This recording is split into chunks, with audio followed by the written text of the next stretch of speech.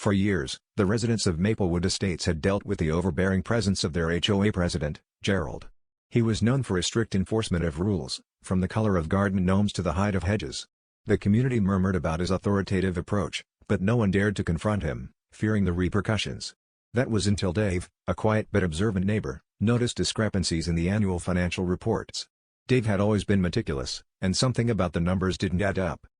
Dave spent months gathering evidence, tracking down every missing dollar, and piecing together an embezzlement scheme that Gerald had been running for years. It turned out Gerald had been siphoning funds from the HOA dues into a private account, all while diverting attention with his petty rule enforcement. Despite the anger boiling inside him, Dave knew he had to be strategic about his revelation. He attended every HOA meeting, biding his time until he could execute his plan with precision.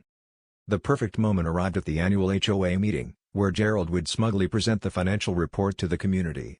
As Gerald began his presentation, Dave stood up, his heart pounding but his resolve unwavering.